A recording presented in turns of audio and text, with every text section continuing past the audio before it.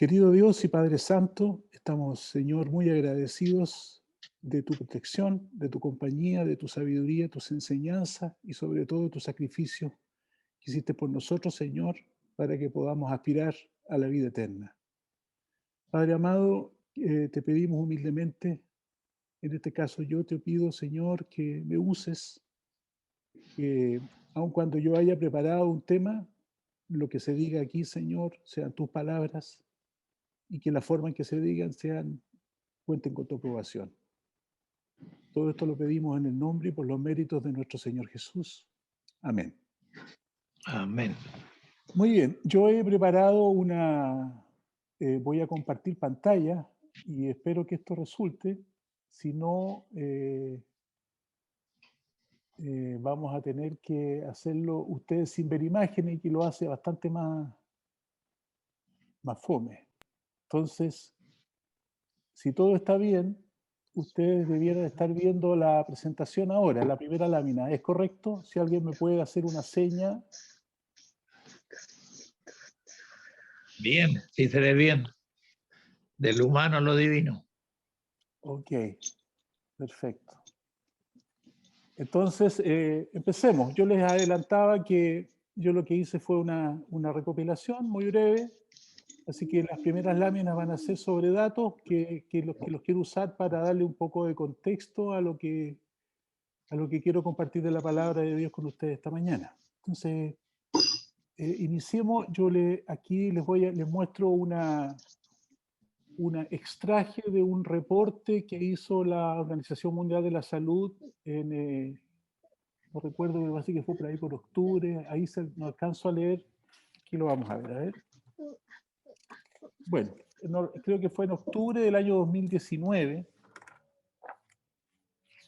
Me importa el dato porque dice, fue en diciembre del 2020.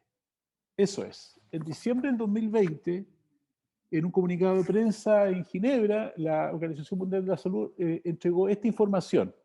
Entonces, esta información dice que, entre otras cosas, no vamos a leer todo porque si no se pone muy árido, pero voy a leer lo que subrayé aquí. Dice, la necesidad de prestar una mayor atención en el ámbito mundial a la prevención y el tratamiento de las enfermedades cardiovasculares, el cáncer, la diabetes y las neumopatías crónicas y de reducir los traumatismos. Después dice que en las Américas, norte, centro y sur, el consumo de drogas casi se triplicó. Que el número de muertes casi se triplicó.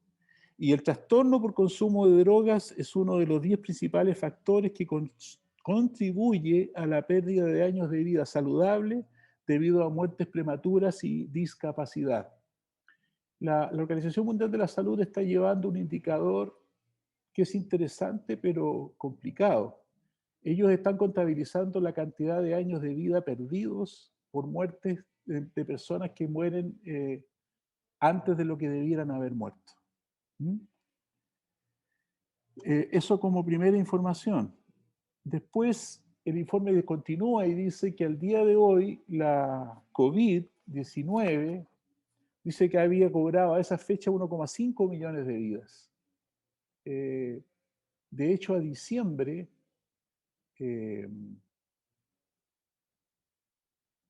cobró 1,8 millones cuando terminó el año pasado, y a la fecha van 2,4 millones de personas fallecidas. Y fíjese ustedes lo que dice aquí, que las personas que viven con afecciones de salud preexistentes, y se repiten las mismas de la lámina inicial, ¿se acuerdan? Cardiopatías, diabetes y afecciones respiratorias, dice que corren un mayor riesgo de tener complicaciones y morir debido a la COVID-19. Por otro lado, aquí habla del aumento de la expectativa de vida, dice que ha aumentado en más de 6 años, estaba en 73 en el año 2019 y casi 20 años antes estaba en 67. O sea, estamos viviendo más. Sin embargo, dice que solo 5 de esos años adicionales se vivieron gozando de buena salud. O sea, vivimos más, pero vivimos más y nos enfermamos antes. Y por último, dice que las enfermedades y las afecciones de salud que más muertes causan son las que provocan el mayor número de años de vida saludables perdidos. En conjunto, dice, provocaron 100 millones de años de vida saludable perdidos en 2019, adicionales a los que históricamente se tenían.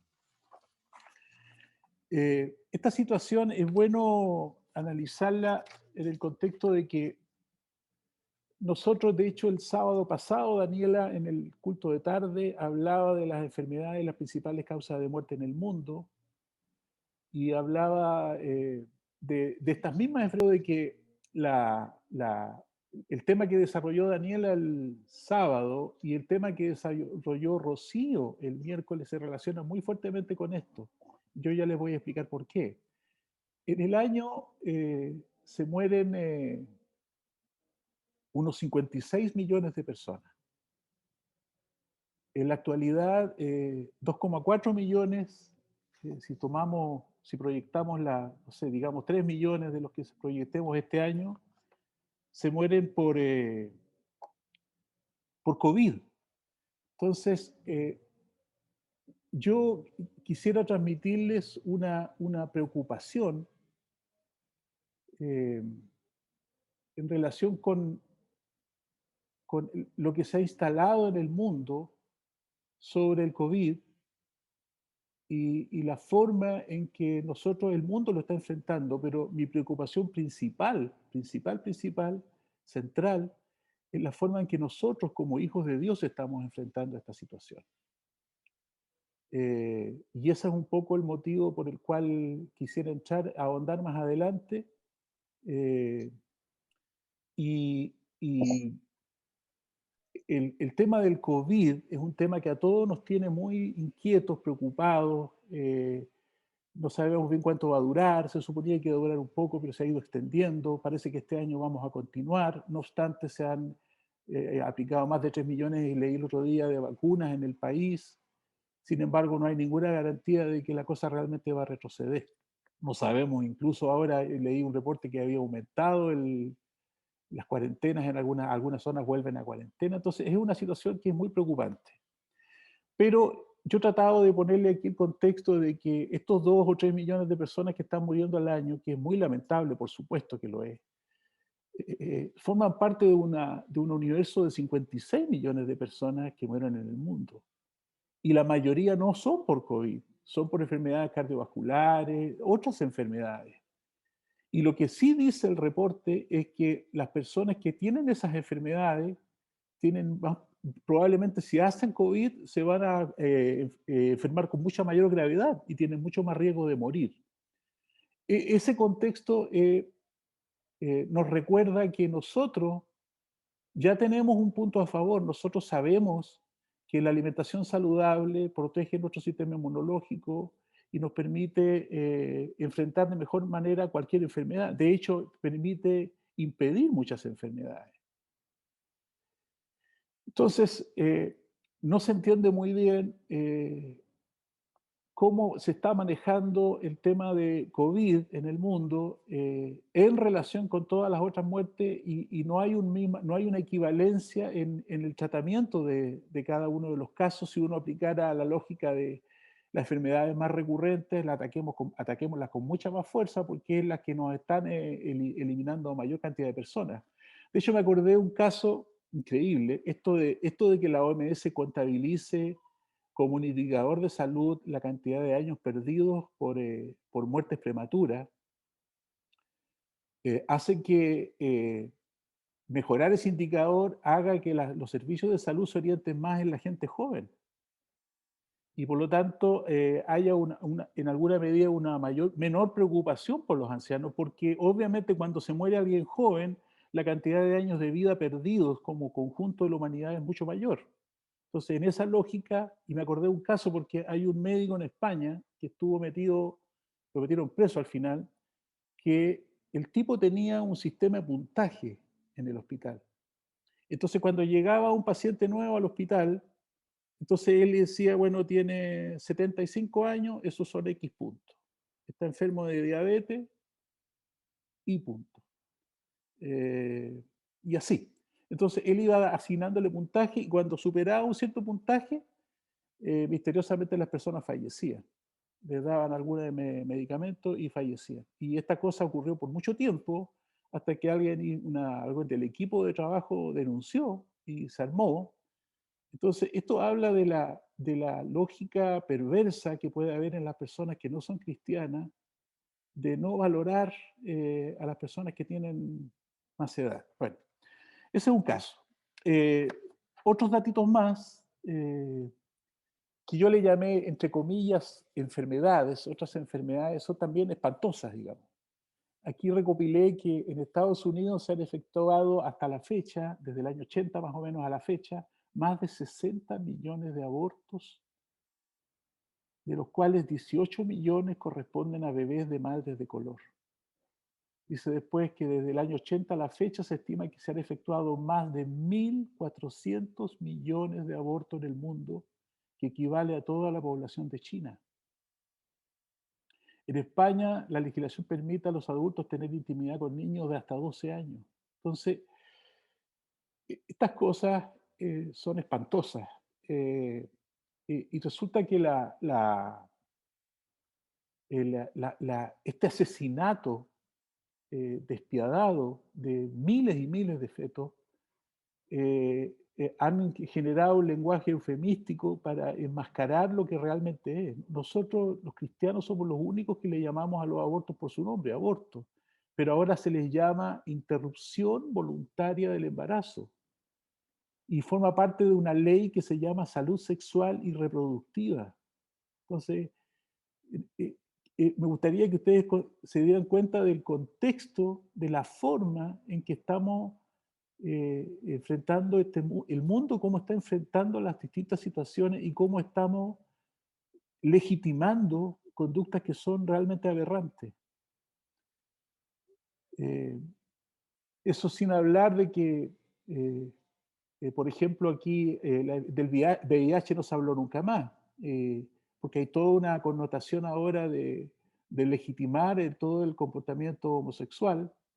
Y de los 35 millones de muertos que hay a la fecha por VIH nadie habla nada y no hay ninguna cuarentena y no hay ninguna...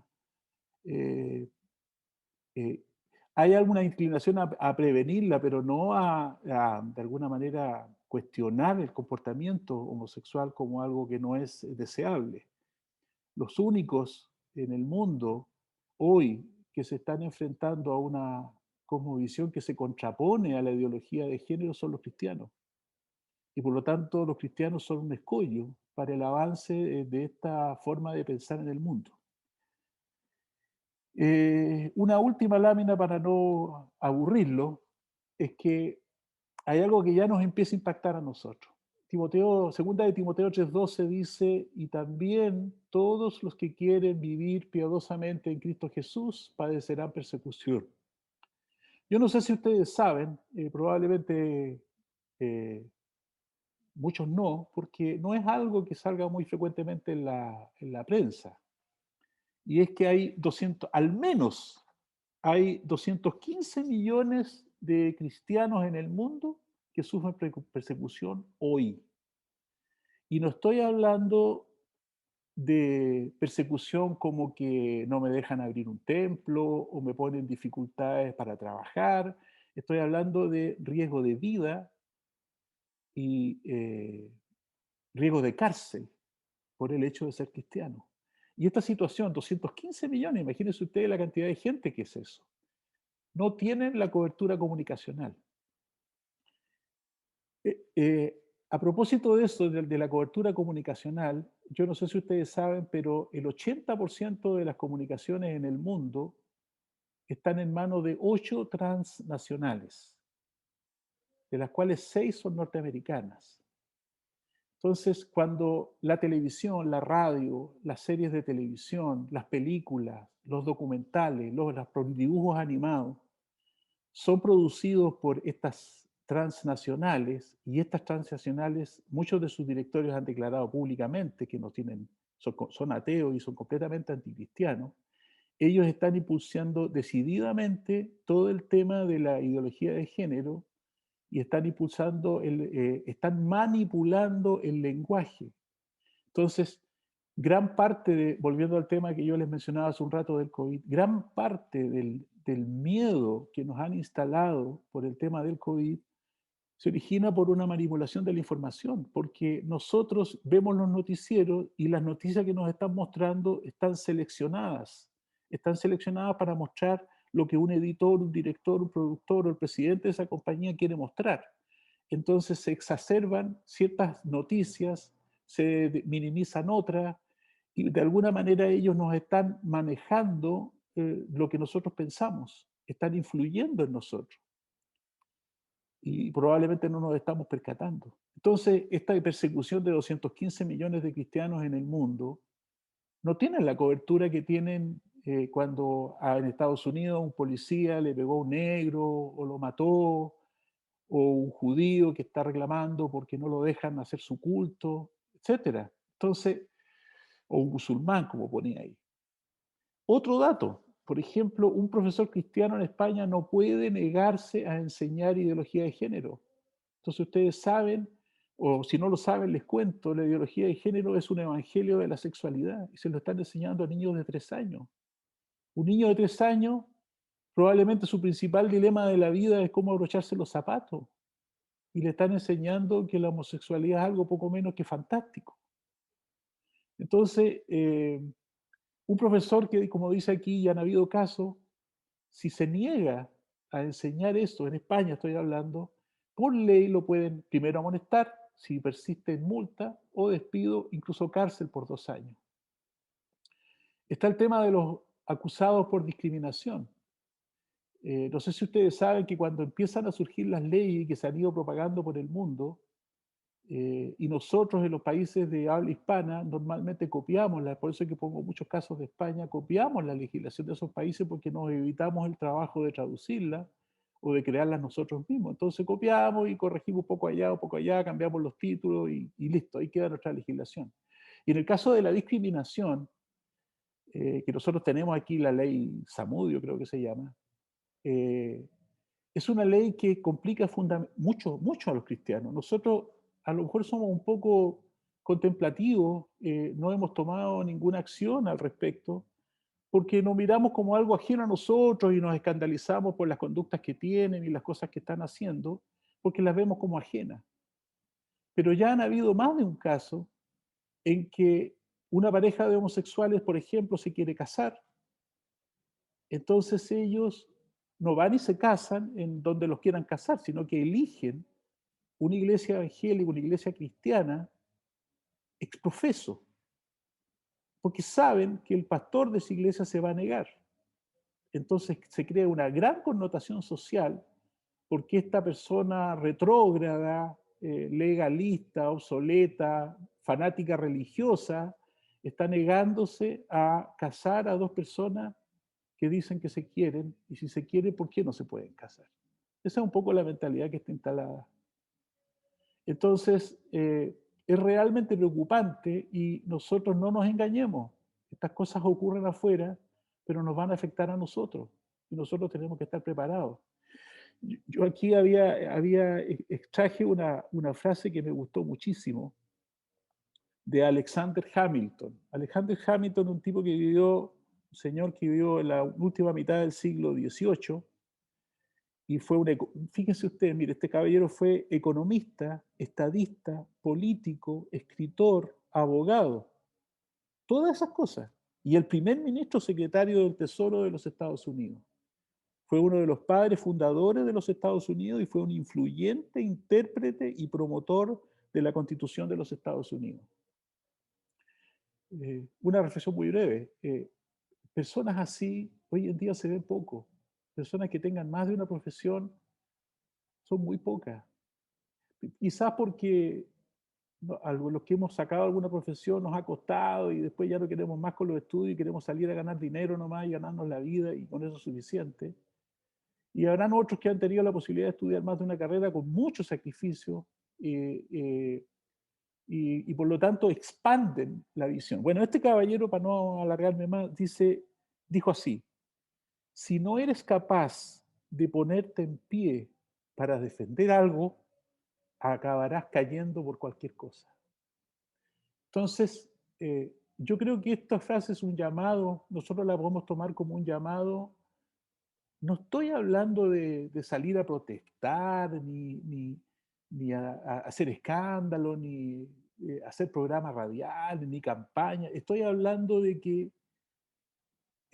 nosotros tenemos que cumplir un rol hormiga, un rol en que nosotros, en la medida que nosotros predicamos el bien, le hacemos la guerra al mal. Pero si nosotros no predicamos el bien, le dejamos la cancha abierta. Satanás no para. La Biblia dice claramente que Satanás sabe que tiene poco tiempo y por lo tanto está trabajando a toda máquina. ¿Y nosotros qué? Escuchaba ayer al pastor Bor, y él ya no dice que la iglesia está dormida, dice la iglesia está en coma, porque nosotros no estamos haciendo todo lo que podríamos hacer.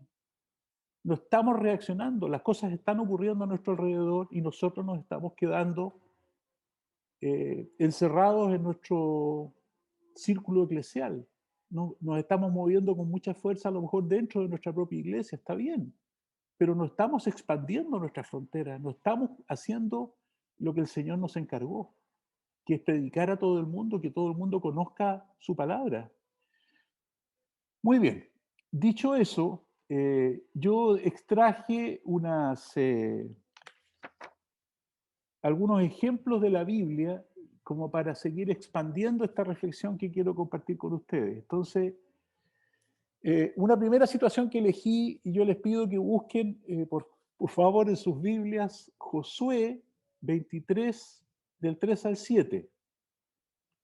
Josué, capítulo 23, versículos 3 al 7. Y ¿qué dice este versículo? No sé si alcanzaron ya, les voy a dar un tiempito para que lo leamos juntos. Yo ya lo tengo aquí en la presentación, pero para que lo podamos, para que ustedes lo lean también, si es que no se ve bien en la pantalla. ¿Qué dice Josué 23, 3 al 7? Dice, bueno, contexto, Josué estaba terminando su vida, ya estaba viejo y él estaba muy preocupado por la actitud del pueblo de Israel. Entonces les dijo, vosotros habéis visto todo lo que Jehová vuestro Dios ha hecho con todas estas naciones por vuestra causa, porque Jehová vuestro Dios es quien ha peleado por vosotros. He aquí, os he repartido por suerte en herencia para vuestras tribus estas naciones, así las destruidas como las que quedan desde el Jordán hasta el mar grande, hacia donde se pone el sol. Y Jehová vuestro Dios las echará de delante de vosotros y las arrojará de vuestra presencia, y vosotros poseeréis sus tierras, como Jehová vuestro Dios os ha dicho. Esforzaos, pues, mucho en guardar y hacer todo lo que está escrito en el libro de la ley de Moisés, sin apartarnos de ello ni a diestra ni a siniestra, para que no os mezcléis con estas naciones que han quedado con vosotros, ni hagáis mención, ni juréis por el nombre de sus dioses, ni los sirváis, ni os inclinéis a ellos. ¿Qué pasó? El Señor esperó que muriera toda una generación, los tuvo en el desierto, los mantuvo, los libró de enfermedades, y hasta que al final murió el último de los que tenía que morir, había un pueblo nuevo, y entonces con este pueblo nuevo quiso llevarlo a la tierra prometida como había prometido. Les abrió las puertas, les ayudó a que cayeran grandes ciudades, incluso ciudades amuralladas, ¿no es cierto?, Jericó, y les fue expandiendo los territorios y los fue instalando en distintas partes. Aquí lo que está diciendo Josué es que el Señor hizo todo esto. Nos usó a nosotros, nosotros participamos de ese proceso, pero es el Señor el que hizo todo. Y entonces en otras partes de la Biblia dice, nos dio las viñas que nosotros no plantamos, nos dio casas que nunca construimos, nos dio territorios que nosotros no luchamos por ellos, etc. Entonces, el contexto de Josué en este caso es que dice, esforzaos pues mucho en guardar y hacer todo lo que está escrito en el libro. ¿Y qué ocurrió? La hermana Elena en Patriarcas y Profetas, capítulo 49, dice, habéis visto todo lo que Jehová vuestro Dios ha hecho con todas estas gentes en vuestra presencia, porque Jehová vuestro Dios ha peleado por vosotros. Aunque los cananeos habían sido subyugados, seguían poseyendo una porción considerable de la tierra prometida a Israel. Y Josué exhortó a su pueblo a no establecerse cómodamente y a no olvidar el mandamiento del Señor de desalojar totalmente aquellas naciones idólatras. Entonces, aquí la hermana Elena lo expresa con mucha más claridad. Cuando Josué les dice esforzaos, es porque no se estaban esforzando. Cuando la hermana Elena dice aquí se han establecido cómodamente, es porque cuando ellos venían del desierto no tenían nada y llegaron y tuvieron enormes posesiones de tierra. Entonces dijeron, ¿para qué voy a seguir peleando con estos otros? Capaz que me maten, que pase algo. Mejor me quedo aquí. Si total no tenía nada, miren todo lo que tengo ahora. Entonces, esta actitud del pueblo iba contra los planes del Señor. Porque el Señor, ¿qué es lo que esperaba el Señor? El Señor esperaba que, porque Él así lo había establecido, desalojaran a todos y se quedara solo el pueblo, porque el pueblo de Dios iba a seguir creciendo. Y además no iban a tener una influencia negativa en contra de las cosas de Dios. Iban a poder conservar con mayor facilidad sus creencias y sus costumbres. Sin embargo, ellos desoyeron eso, se quedaron, coexistieron con ellos, se casaron con ellos, adoptaron sus costumbres idólatras y pasó lo que todos sabemos. Ahí hay un tema. Otro ejemplo. Busquemos Éxodo, por favor, 23, 14 al 16. Si alguno de ustedes se anima a leer para que no se escuche tanto rato mi voz y se torne esto en algo muy monótono, yo les pediría que alguno de ustedes se ofreciera para leer Éxodo 23, 14 al 16, por favor. Que Yo lo rompa el leo. silencio. Ya. Éxodo 23, 14 al 16 dice, 3 veces al año me celebraréis fiesta.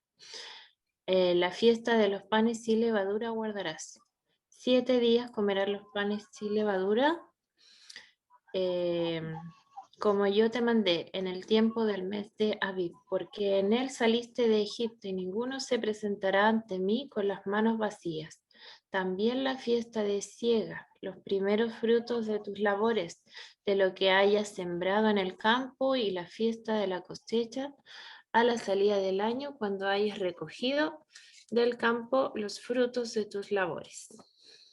Muy bien. Muchas gracias, Silvana. Entonces, aquí estamos hablando de que había santa congregación 3 veces en el año, ¿cierto? En que el pueblo de Israel se congregaba en Silo. Bueno, inicialmente en Silo y después en Jerusalén.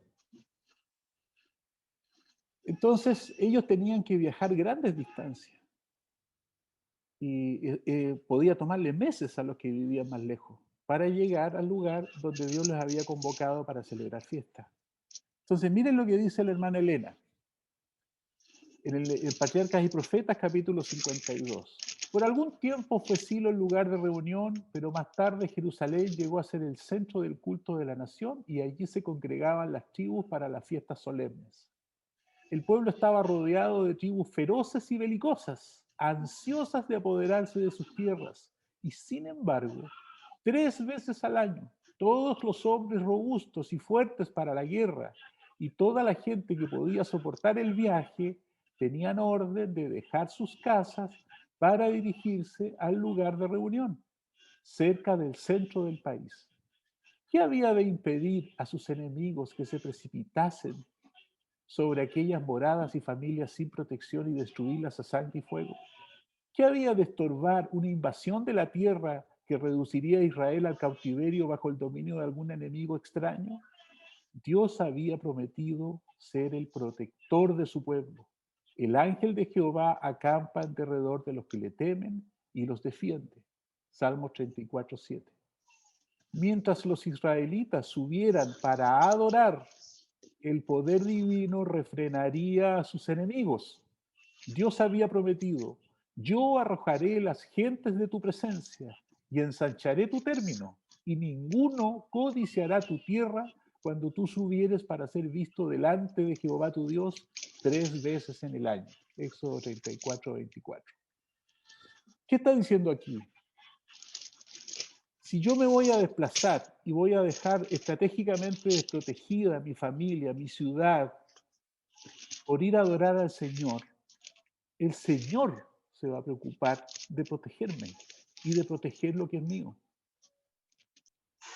La idea que quiero transmitir con este ejemplo es que cuando el pueblo de Dios está en las obras de Dios, Dios le protege. Cuando uno está en las cosas del Señor, las preocupaciones que podría tener cualquier otro no son nuestras preocupaciones, no deben ser nuestras preocupaciones, y aquí lo está diciendo con toda claridad, porque efectivamente los pueblos quedaban completamente desprotegidos 3 veces al año y por periodos que no eran cortos. Sin embargo, nunca pasó nada mientras el pueblo de Dios estuvo en las cosas del Señor. Ese es un tema. Bueno, ejemplos como estos en la Biblia, si ustedes buscan, hay muchísimos, muchísimos. Cada vez que el pueblo de Dios fue fiel con el Señor les protegió, les bendijo y les prosperó. Cada vez que el pueblo fue infiel, fue cómodo o fue idólatra, Dios les dio la espalda y permitió que otros pudieran acceder a ellos y hacerles daño y someterlos incluso. Bueno, este contexto que yo les he estado dando de que primero fueron cómodos y que después se volvieron infieles, que se llenaron de temores, es algo que no está ajeno a nosotros. La Biblia, nosotros sabemos que por segunda de Timoteo 3:16, toda la escritura está hecha para, ¿no es cierto?, para enseñarnos, para instruirnos, para redarguirnos, para aconsejarnos, para corregirnos. Y por lo tanto, estos ejemplos, a mí me pasó un tiempo atrás de que yo leía esto como historia interesante, bonita, que tenían lecciones y que le habían ocurrido al pueblo de Israel. Pero cuando me empecé a dar cuenta, por segunda de Timoteo 3:16, que estas cosas fueron escritas para nosotros, ahora, para que nosotros aprendamos. Entonces, estas historias no las tengo que mirar como una galería de la historia o como una página de historia antigua. Tengo que mirarlas como enseñanzas para nosotros hoy. Y por lo tanto tengo que extrapolar esas realidades a qué realidades tenemos hoy. De hecho, la palabra del Señor en muchas partes afirma, y esa es la razón por la cual yo elegí el versículo, ¿no es cierto?, para la lectura de hoy, que tiene que ver con que si defiendo mi vida, la voy a perder, y si entrego mi vida por la causa del Señor, la voy a hallar o la voy a ganar. Porque, ¿se acuerdan del caso de Job? Job 13:15 dice, aunque él me matare, en él esperaré, dispuesto a morir. Ustedes saben la historia de Job. En Daniel 3:17-18 dice, he aquí nuestro Dios, a quien servimos, que va a librarnos del horno de fuego y de tu mano, oh rey, nos librará. Y el 18 dice, y si no, sepas, oh rey, que no serviremos a tus dioses, ni tampoco adoraremos la estatua que has levantado.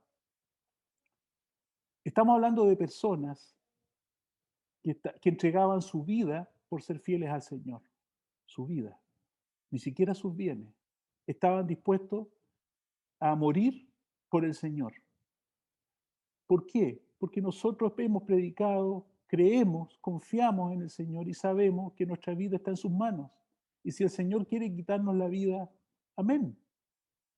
Pero nosotros hemos empezado a distorsionar las cosas y yo lo digo por mí mismo. Por favor, yo no me estoy subiendo a ningún pedestal, esto es algo que siempre se dice y yo lo digo de todo corazón ahora, que yo hice una lista de cuáles son las faltas que yo veo en nosotros y las veo en mí y encontré las 3 en mí: cómodos, miedosos y poco esforzados.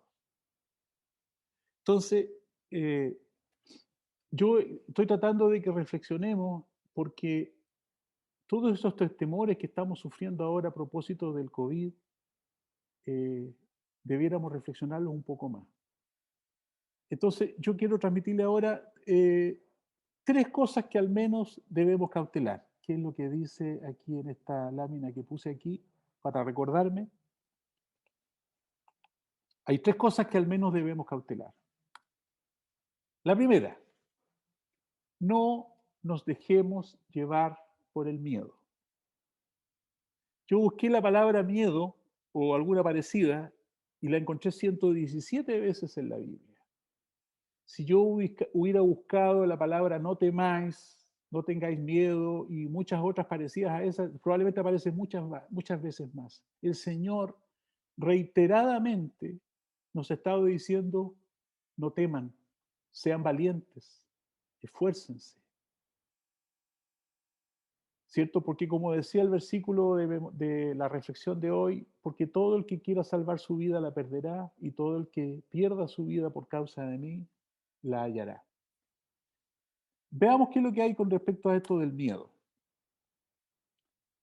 Busquemos por favor Éxodo 15:26. Vamos a partir primero por este lado. Éxodo 15:26. Búsquenlo en su Biblia, por favor. Si alguien quiere leer, así los mantengo, no se me aburren tanto y participan un poco más. ¿Quién quiere leer, por favor? Ya, hermano Javier. Ya, le escucho.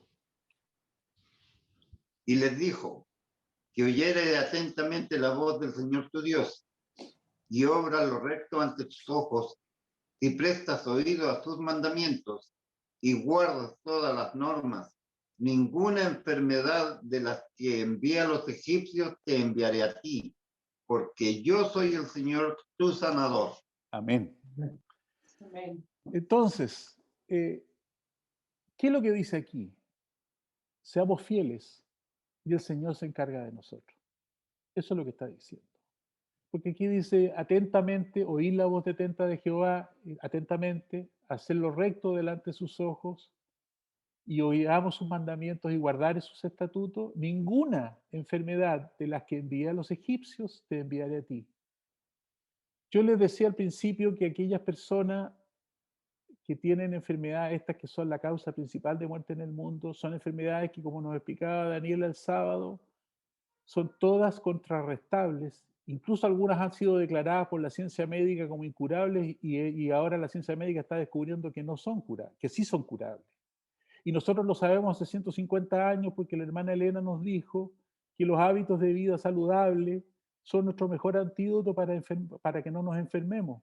Y aquí, ¿qué es lo que está diciendo? Lo mismo. Dice, y más encima de Jehová se pone otro nombre, sanador, médico, nuestro curador.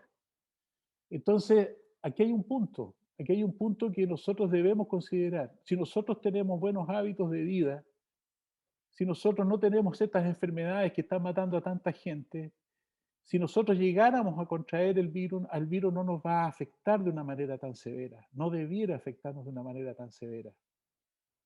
Pero yo no estoy aquí invitando a que salgamos a la calle a hacer presunción de nuestra fe y que nosotros, eh, digamos, a nosotros no nos va a pasar nada porque yo confío en el Señor. Eso sería pecado de presunción, ¿verdad? Pero lo que yo sí estoy diciendo es que si yo soy capaz de salir a la calle para socializar, si soy capaz de salir a la calle guardando las medidas de protección, ¿se entiende? Si puedo ir a comprar el pan, si puedo ir al supermercado, que son las cosas que necesitamos en la vida cotidiana, ¿por qué no me puedo reunir a adorar al Señor? Y si puedo hacer todas esas cosas, ¿por qué no puedo pensar que si yo salgo a hacer la obra de Dios, el Señor me va a proteger? Yo no estoy diciendo sacarme las mascarillas, ni no poner el alcohol gel, ni nada de eso. Estoy diciendo de que así como protegió al pueblo de Israel que viajaba meses lejos de su hogar, protegió de sus enemigos. Si aquí está diciendo en Éxodo que Él nos va a proteger cuando seamos fieles. Y si estamos haciendo la misión que Jesús nos encomendó, ¿por qué habría de pasarnos algo malo? Y es más, y si nos pasa algo malo, ¿qué? ¿Acaso no tenemos que estar dispuestos a entregar nuestra vida para hallarla?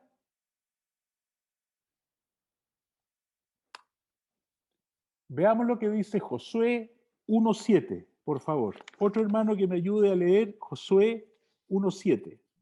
Lo leo. Ya, gracias. Solamente esfuérzate y sé muy valiente para cuidar de hacer conforme a toda la ley que mi siervo Moisés te mandó. No te apartes de ella ni a diestra ni a siniestra, para que seas prosperado en todas las cosas que emprendas. Amén.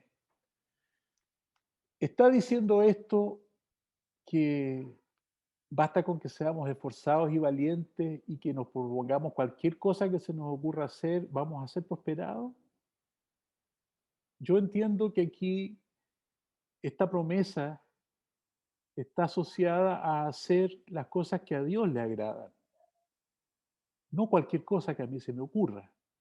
O sea, yo no debiera pretender ser prosperado con cualquier plan que tenga por el hecho de que yo soy un fiel cristiano. Porque un fiel cristiano lo primero que hace es poner en oración sus planes para que Dios se le manifieste si esos planes cuentan o no con su aprobación. Y si esos planes cuentan con la aprobación, entonces yo voy adelante con toda confianza. Bueno, aquí hay otro concepto más que ya lo había mencionado antes. Dice Josué, solamente esfuérzate y sé muy valiente. Hermanos, ¿nos estamos esforzando por el avance de la obra del Señor?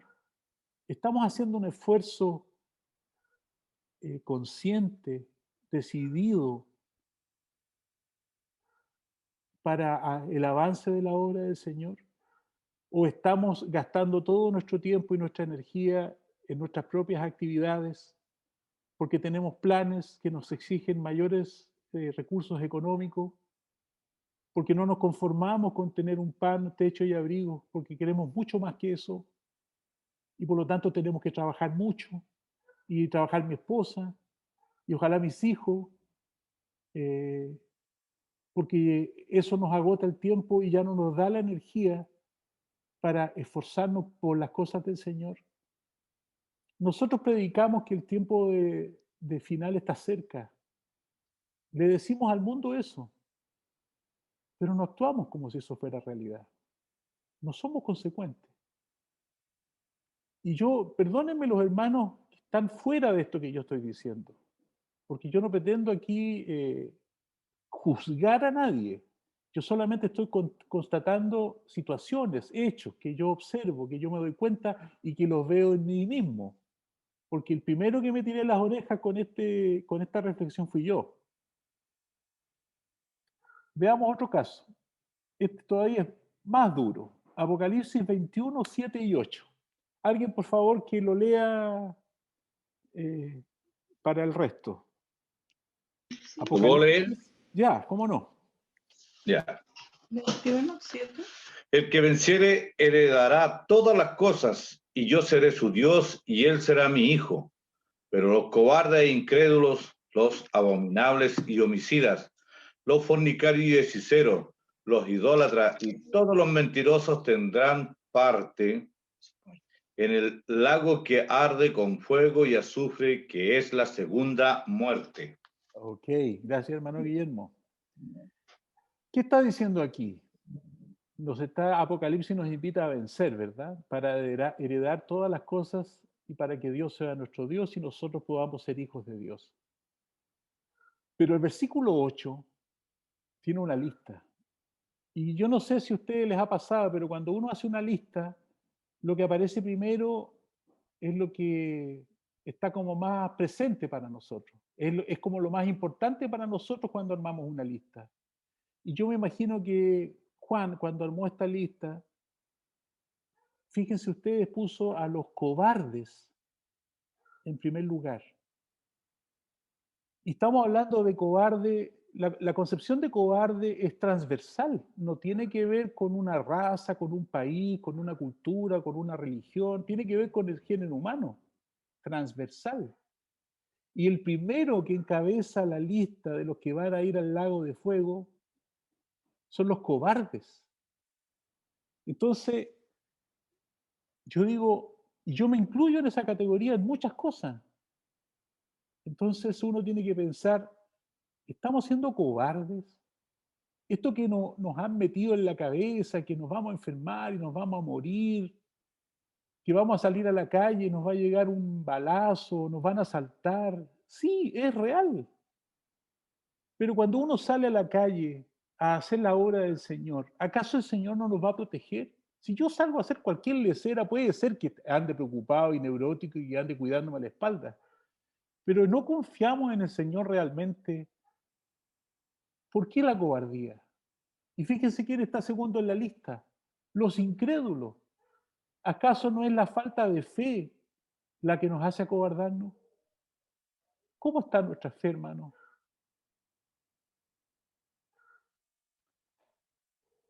Yo aquí puse dos frases que me potencian para no quedarnos con este sabor amargo, digamos. Busquemos el reino de Dios y su justicia y no nos dejemos manipular por las añadiduras. ¿Por qué? Porque el que ha vencido al mundo es mucho más fuerte y poderoso que el que está en el mundo. Si nosotros somos hijos de Dios, entonces, ¿qué me importa que me puedan matar, que me pueda enfermar? Si Dios está junto a mí, Dios está detrás de mí, Él lo prometió y Dios no miente.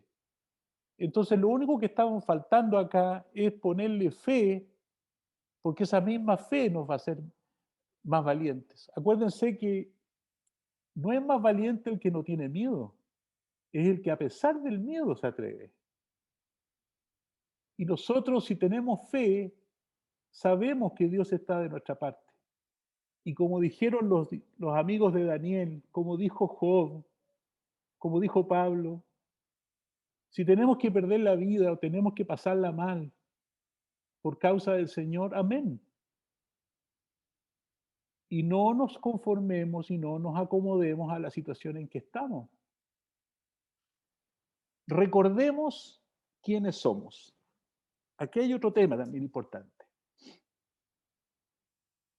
En el caso del Sermón del Monte, que está en Mateo, ¿no es cierto?, capítulo 5 al 7, es un discurso bien extraño para una persona. Nosotros lo hemos escuchado muchas veces, sabemos de qué se trata, y por lo tanto a lo mejor no nos extraña tanto. Pero cualquier otra persona que se encuentra con este sermón se va a sorprender. Porque este sermón dice, bienaventurados los que lloran. A ver, bienaventurados, ¿no es cierto?, es dichosos, felices. Esos son sinónimos de bienaventurado. Entonces yo podría decir, felices los que lloran, felices los que tienen hambre y sed de justicia, los que padecen persecución por causa de la justicia. Entonces uno dice, vaya, raro el personaje Jesús. ¿Cómo se le ocurre decir que a sus discípulos que ellos tienen que ser felices porque sufren? Pero cuando uno analiza y cuál es el contexto en que Jesús habla, dice, bienaventurados o felices los que lloran porque recibirán consolación. Bienaventurados los que tienen hambre y sed de justicia porque serán saciados. Bienaventurados los que padecen persecución por causa de la justicia porque de ellos será el reino de los cielos. Entonces, nosotros somos los discípulos de Jesús del siglo XXI. Nosotros somos los llamados a ser felices en medio de las tribulaciones. ¿Tiene sentido? Sí, tiene sentido. Porque nosotros estamos, por las promesas del Señor, dispuestos a postergar cualquier comodidad, cualquier situación favorable, a cambio de las promesas que el Señor nos ha hecho. Porque estamos dispuestos a esperar por esas promesas y porque estamos dispuestos a sufrir por esas promesas. Y como tenemos esas promesas tan presentes en nuestra vida, entonces somos capaces de reírnos cuando otros lloran. Somos capaces de decir, estamos bien, aunque tengamos graves problemas. o que tengamos dificultades, o que tengamos penas, o estemos sufriendo injusticia. ¿Verdad? Nuestra relación con Jesús nos hace un pueblo diferente. Aunque nos toque sufrir muchas cosas, somos bienaventurados por las promesas de nuestro Señor. Eso es parte de lo que nunca debemos olvidar de quiénes somos. Porque cuando el Señor nos dice estas cosas en su palabra, nos está diciendo, ojo, no siempre van a estar bien, lo van a pasar mal. Pero ustedes tienen que sentirse felices porque eso es algo que les hace valorar aún más aquello que van a recibir al final del camino. ¿Qué más? Le voy a pedir mientras tanto que busque a alguien Mateo 5:13, pero hay algo que es muy importante, que no debemos olvidar y que yo trato de practicarlo, no sé con cuánto éxito, pero más o menos, que el mejor testimonio que damos es el testimonio que damos sin decir una sola palabra. Es el testimonio que pueden apreciar los que nos ven actuar en situaciones cotidianas. Porque siempre nuestras palabras van a decir una cosa y nuestros hechos van a ser otra. Entonces, el mejor testimonio, por ejemplo, la mejor influencia que podemos ejercer en nuestros hijos, no es que nosotros les enseñemos a hacer lo que es la benevolencia, sino que ellos nos vean ser benevolentes. El mejor testimonio que podemos dar a nuestros hijos es que si nosotros les decimos que la paciencia es un fruto del Espíritu, ellos nos vean ser pacientes. Y por lo tanto, como hijos de Dios, nosotros podemos recordarle al mundo entero quiénes somos constantemente. Aquellos que dicen, no, es que yo no tengo habilidades para hablar, o soy tímido, soy malo para ser amigo. Sí, pero nosotros tenemos un comportamiento todo el día y la gente en algún minuto nos va a ver y la gente va a ver que nosotros somos diferentes, somos de otra manera. ¿Quién encontró Mateo 5:13? Yo, hermano. Ya, te escucho.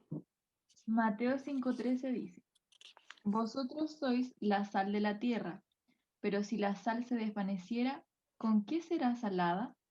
No sirve más para nada, sino para ser echada fuera y hollada por los hombres. Amén.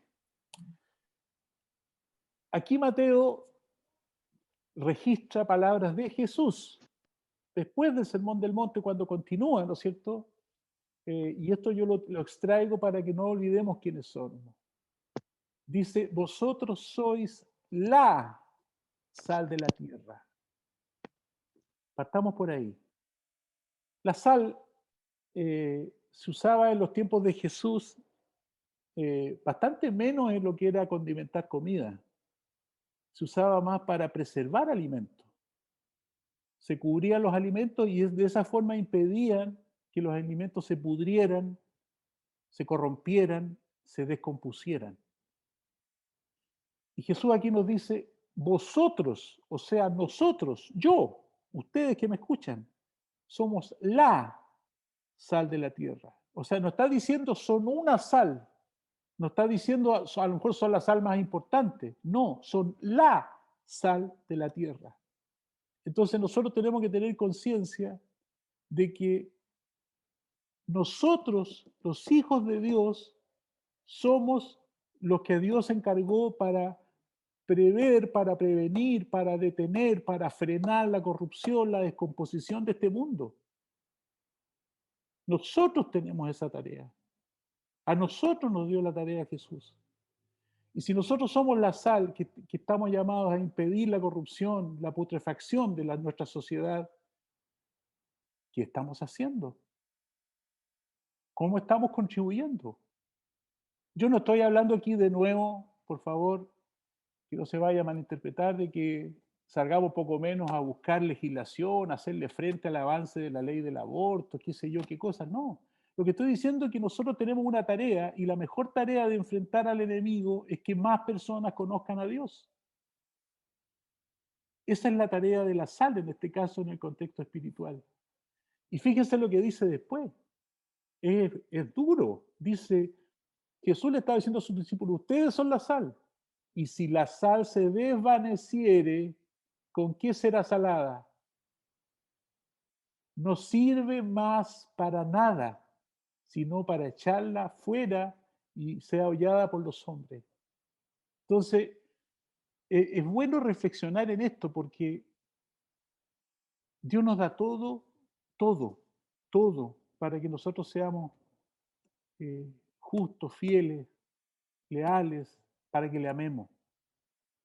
Si nosotros no hacemos nuestra tarea, hermano, dice, si nosotros nos desvanecemos, si nosotros nos perdemos, nos diluimos, nadie nos ve, nadie conoce la iglesia, nadie sabe lo que es ser adventista, nadie sabe que yo soy adventista. Eso es desvanecerse, hermano. Y si nosotros, si alguno de ellos que nos ven desvanecidos, que nunca se enteraron de que yo era adventista, después me ven hablando de que el Señor viene pronto, que tenemos que amarle, tenemos que respetarle, que todas las cosas que nosotros predicamos, y dicen, él predica esto, pero yo lo he visto actuar y no es así. Yo lo he visto como una persona normal. Esta persona es un hipócrita. ¿Y qué es lo que pasa en la realidad cuando alguien se eleva por sobre el resto como alguien que está espiritualmente más elevado y después lo ven en la práctica y ven que es una persona como cualquier otra? Decepcionan. Y nosotros tenemos que saber que la persona, cuando el mundo se decepciona, normalmente vuelca con su rabia y sus frustraciones contra esa persona. Por eso que el Señor aquí dice, será echada afuera y hollada por los hombres, porque somos inconsecuentes, porque decimos una cosa pero no vivimos de acuerdo a lo que decimos. Hermanos queridos, por favor, esta pandemia que ha llegado nos obligó a todos probablemente a cambiar los planes. ¿Los cambiamos realmente o los tenemos en pausa, esperando retomar en cuanto se acabe la pandemia? ¿Estamos aprendiendo las lecciones que se derivan de esta situación que estamos viviendo? ¿Nos estamos dando cuenta de eso, hermano? Esto es delicado porque nosotros somos la sal del mundo. Y Dios nos ha llamado a nosotros a hacer cumplir este rol. Por favor, que alguien lea Mateo 5, 14 al 16. Vosotros sois la luz del mundo. Una ciudad asentada sobre un monte no se puede esconder, ni se enciende una luz y se pone debajo de una vasija, sino sobre el candelero para que alumbre a todos los que están en casa.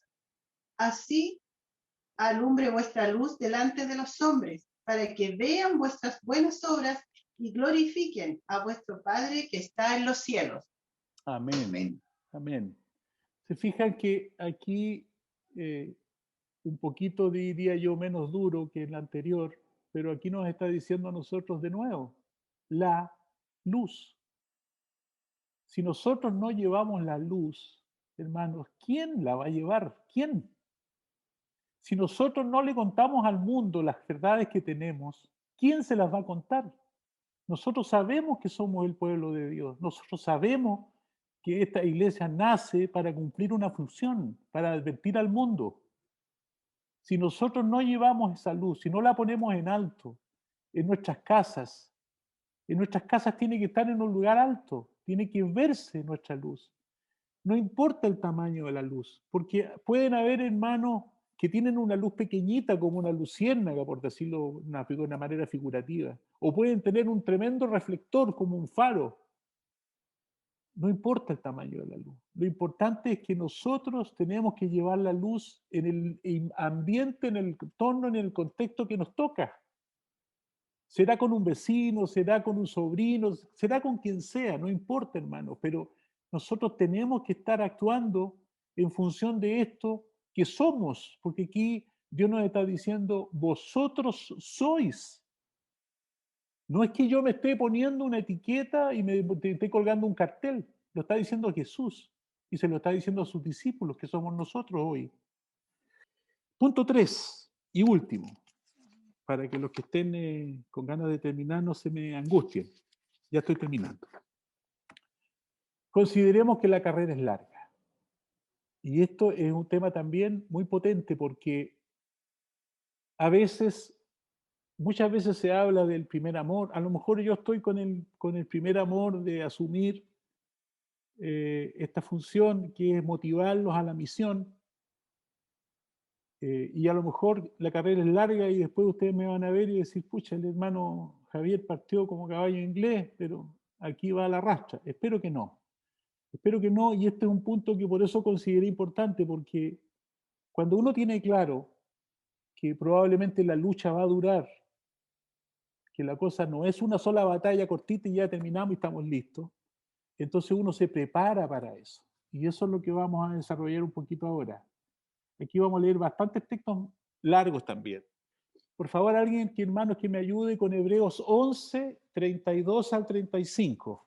¿Qué más diré? El tiempo me faltaría para contar de Gedeón, Barak, Sansón, Jefté, David, Samuel y los profetas, quienes por la fe conquistaron reinos, obraron justicia, alcanzaron promesas, taparon boca de leones, apagaron fuego impetuosos, evitaron filo de espada, sacaron fuerzas de la debilidad, fueron valientes en batallas y rechazaron ejércitos extranjeros. Algunos hasta el 35. Algunas mujeres recobraron sus muertos por resurrección. Otros fueron torturados y rehusaron el rescate para alcanzar mejor resurrección. Amén. Gracias, hermano Arnoldo. Parece, no les veo las caras, así que por las voces los voy conociendo. Entonces, aquí, ¿qué está diciendo Pablo en su epístola a los Hebreos? Todos sabemos que el capítulo 11, ¿no es cierto?, es la galería de la fe, ¿no es cierto?, y hay un desarrollo profuso de todo lo que significa fe. Y aquí, casi al final todavía no termina, pero casi al final, él está planteando que hay como una brocha ahí diciendo, son como los campeones de la fe, ¿no es cierto? Gente que hizo maravillas. Antes de esto habían aparecido todos los otros próceres y los patriarcas del Antiguo Testamento, y que Pablo dice podría seguir, porque hay muchas otras historias y son fantásticas, porque hay gente que fue muy importante por su fe, hicieron cosas fantásticas. Y por lo tanto, hay mucha gente que se queda con ese cuadro que es un poco romántico, de que los campeones de la fe hicieron cosas fantásticas, pero no se sopesa muy bien algo que viene ahora. Por favor, leamos a continuación lo que sigue. Por favor, no cierre su Biblia en Hebreos. Leamos, por favor, a alguien que me ayude a leer Hebreos 11, 36 al 40. Otros experimentaron oprobios, azotes y, a más de esto, prisiones y cárceles. Fueron apedreados, aserrados, puestos a prueba, muertos a filo de espada. Anduvieron de acá para allá cubiertos de pieles de ovejas y de cabras, pobres, angustiados, maltratados. Estos hombres, de los cuales el mundo no era digno, anduvieron errantes por los desiertos y por los montes, por las cuevas y por las cavernas de la tierra. Pero ninguno de ellos, aunque alcanzaron buen testimonio mediante la fe, recibió lo prometido, porque Dios tenía reservado algo mejor para nosotros, para que no fueran ellos perfeccionados aparte de nosotros. Amén. Gracias, parece que fue hermano Alex. Bueno, aquí está la otra cara de la medalla, ¿verdad? No todos fueron campeones y lograron el éxito y pudieron recibir alguna suerte de reconocimiento o pudieron disfrutar un poco de sus esfuerzos en vida. Aquí hay otro grupo que dice que los experimentaron vituperios y azotes, prisiones y cárceles, apedreados, aserrados, muertos a filo de espada, incluso pobres que tenían para abrigarse pieles de oveja y de cabras, angustiados, maltratados. Ellos también están en la galería de la fe, hermano. Ellos también hicieron su tarea por el Señor. Y ustedes saben, como sale en Apocalipsis, que hay mucha sangre derramada al pie del altar, clamando por venganza, por justicia al final de los días. Y estos, dice aquí, no los merecieron. Estos próceres, esta gente que hizo la sociedad en la que vivieron, no los merecía. Ellos estaban espiritualmente por sobre la sociedad. Sin embargo, igual ellos fueron fieles con el Señor. Ellos no estaban en el contexto de la sociedad en que vivieron. Sin embargo, ellos fueron fieles igual. Y pasaron por todas estas cosas.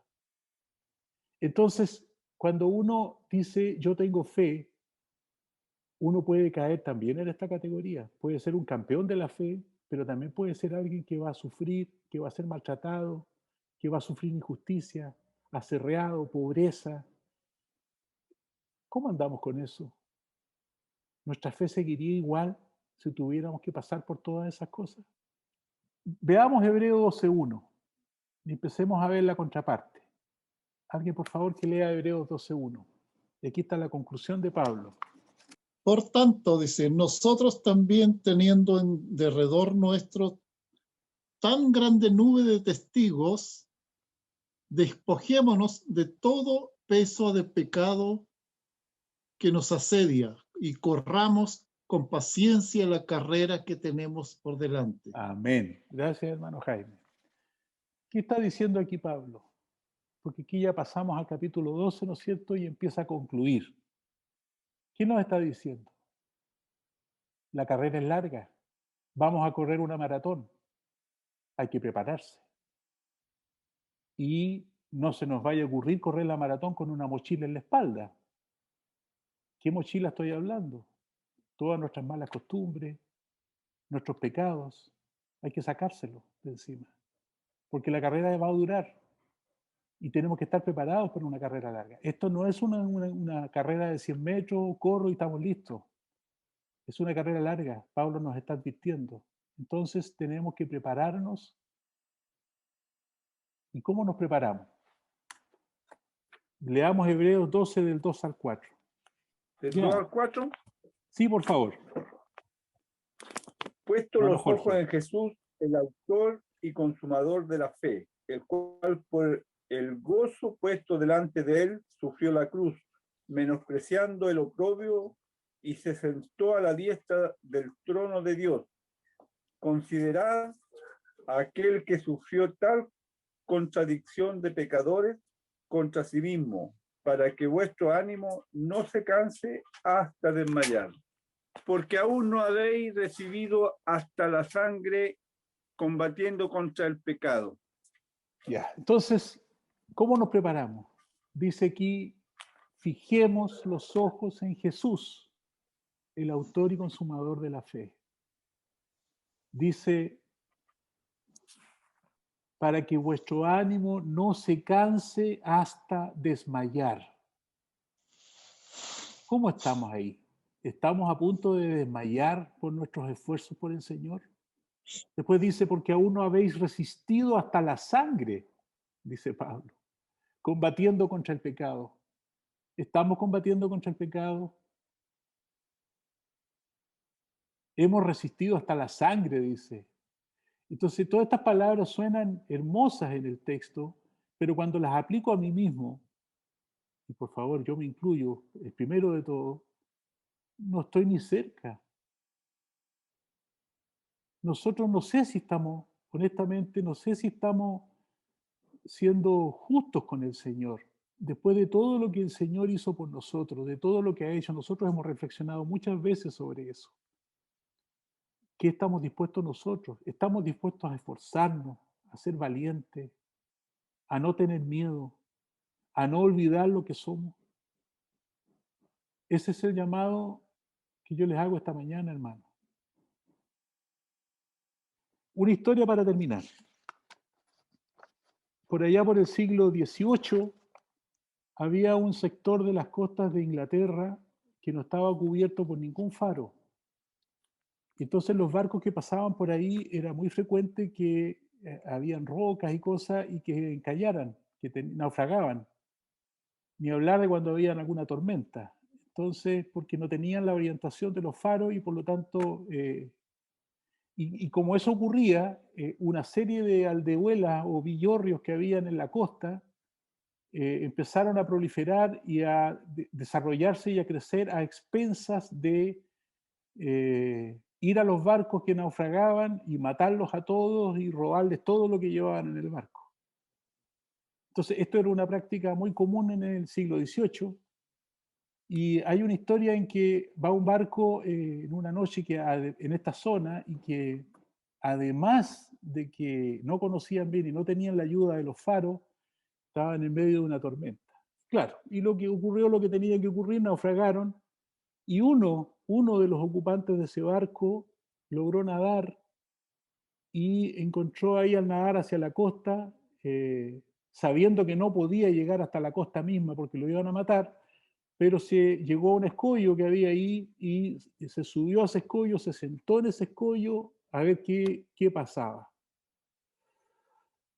Y bueno, y pasó la noche, llegó la mañana y las autoridades de Inglaterra enviaron a estas naves que van a ver qué pasó con el naufragio y se encontraron con este hombre arriba de este escollo. Entonces alguien de la nave le dice, vaya, vaya, qué suerte ha tenido usted, de la que se ha librado. Me imagino que debe estar temblando. Y la persona le dice, sí, la verdad es que he temblado toda la noche, pero la roca de la que me aferré no tembló ni por un momento. Nosotros tenemos una roca, hermano, de la cual podemos aferrarnos. Que no importa que tengamos miedo, pero sabemos quién nos puede defender. Que nunca se olvida de quiénes somos, que nos ha dado una misión y que está consciente de lo difícil que es. Porque Dios no nos está pidiendo algo que no conozca. Él lo sufrió primero que nosotros y en más intensidad que cualquiera de nosotros. Que se levante uno que diga que él ha sufrido más que Jesús y más injustamente. Entonces, hermanos queridos, el llamado esta mañana es aferrémonos de esa roca que es Jesús. No importa que tengamos miedo y preparémonos para una batalla larga y que los medios de comunicación no nos sigan manipulando. Que nuestro corazón esté lleno de la palabra de Dios y no de lo que dicen las noticias o las películas o cualquier otra fuente. Porque la única forma de enfrentar esta difícil situación, el mundo que nos ha tocado vivir, es aferrándonos de esa roca, hermano. Ese es mi deseo y oración en esta mañana. Oremos al Señor, entonces, para terminar este culto. Querido Dios y Padre Santo, he escuchado tu palabra, Señor, he leído y estudiado tu palabra, y es la palabra tuya la que he procurado compartir con los hermanos. Te pido humildemente, Señor, que todo lo que se ha dicho acá sea recibido de la mejor manera por cada uno, que cada uno pueda reflexionar en su corazón para identificar en qué estamos fallando, Señor, yo el primero de todos, y que podamos avanzar, Señor, y que cuando tú vengas a buscarnos, podamos decir, nosotros estamos trabajando para ti, Señor. Y hemos trabajado hasta agotar nuestras fuerzas y hemos hecho todo lo que estaba a nuestro alcance para el avance de tu obra, Señor, y para que el máximo número de nuestros hermanos pudiera ser salvo. Gracias, Padre, por tus palabras, por tus enseñanzas. Gracias por recordarnos que tú eres poderoso, que tú puedes protegernos de cualquier mal y que nosotros solo tenemos que esforzarnos, ser valientes, ser fieles. Gracias, Padre, por este sábado. Bendice a cada familia, a cada hermano presente. Protégenos, Señor, porque somos tus hijos. En el nombre de Jesús. Amén.